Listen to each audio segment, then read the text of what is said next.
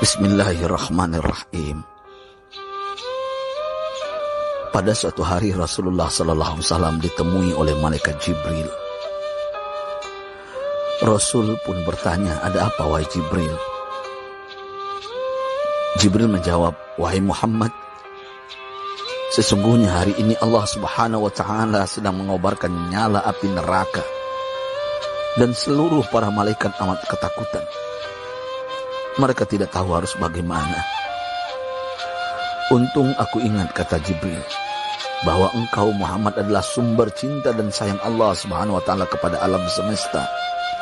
Dengan alasan itu aku kesini, bertabaruk mengambil berkah dengan cinta Allah kepada dirimu, ya Rasulullah, ya Muhammad." Rasulullah terdiam beberapa saat, kemudian bertanya lagi, "Wahai Jibril, ceritakan padaku bagaimana neraka itu sesungguhnya." Jibril menjawab, "Wahai Muhammad, neraka itu bagaikan lubang-lubang yang terdiri dari 7 tingkat. Jarak antara satu lubang dengan yang lain ialah perjalanan 70 tahun. Lubang paling bawah adalah lubang yang paling panas." Nabi SAW meneruskan pertanyaannya, "Lalu siapakah penghuni lubang-lubang neraka itu, wahai Jibril? Sampaikan kepadaku, Jibril." Jibril menjawab, "Lubang yang paling bawah diciptakan untuk orang-orang munafik. Lubang yang berikutnya untuk penyembah berhala, lalu untuk penyembah bintang dan matahari." Jibril terus menerangkan penghuni tingkatan neraka hingga lubang yang kelima, tempat umat Yahudi, dan yang keenam dihuni oleh umat Nasrani. Setelah menjelaskan penghuni 6 tingkatan neraka, Jibril diam cukup lama. Rasulullah SAW penasaran dan bertanya kepada Jibril, "Wahai Jibril, siapakah penghuni neraka yang ke-7?" Jibril diam saja tidak menjawab. Rasulullah SAW mengulangi pertanyaannya, tapi Jibril tetap diam. Rasulullah tambah penasaran dan mendesak Jibril agar dijawab pertanyaannya.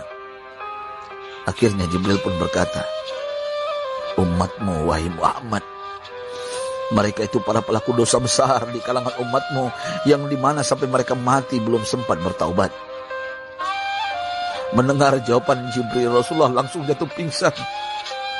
Jibril merangkulnya dan meletakkan tubuh baginda di atas pangkuannya. Tak berapa lama Rasulullah SAW sadar dan langsung menangis bersimbah air mata dengan terisak-isak. Rasulullah mempertegas pertanyaannya, "Wahai Jibril, apakah benar ada di antara umatku yang masuk neraka?"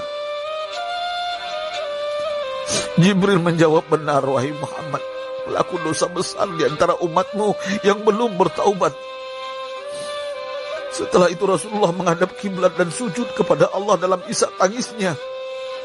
Sesekali dengan suara pelan beliau membisikkan kata-kata, "Ummati ya Rabb, ummati, ummati, ummati." Beliau SAW tidak mengangkat kepalanya dalam keadaan seperti itu selama 3 hari 3 malam, kecuali setiap Bilal bin Rabah mengumandangkan azan, barulah beliau bangkit untuk menjadi imam, dan setelah itu kembali sujud lagi. Pada hari ketiga Abu Bakar menyadari hal ini, beliau mengetuk pintu Rasulullah dan mengucapkan salam 3 kali, namun tidak terdengar jawaban. Abu Bakar sedih dan berseru di hadapan pintu Nabi besar Muhammad SAW, "Apakah ada jalan untuk masuk ke rumahmu ya Rasulullah?" Tetap tidak ada jawaban. Di jalan Abu Bakar bertemu sahabat Umar. "Mengapa engkau menangis, wahai Abu Bakar?" kata Umar. Abu Bakar menceritakan keadaan Rasulullah SAW. Maka Umar pun melangkah menuju rumah Rasulullah dan terjadilah hal yang sama. Umar pun pulang dan menangis. Di jalan Umar bertemu sahabat Salman Al-Farisi. Dengan terisak Umar bercerita kepada Salman hingga membuat dia amat sedih, namun tidak berani mengulangi hal yang sama. Salman melangkah menuju rumah Fatimah radhiyallahu anha dan menceritakan hal itu. Setengah berlari Fatimah menuju rumah ayah tercinta dan mengetuk pintu sambil mengucapkan salam. Mendengar suara lembut putri tercinta, sejuklah dada Rasulullah.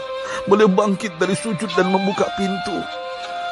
Alangkah terkejutnya Fatimah melihat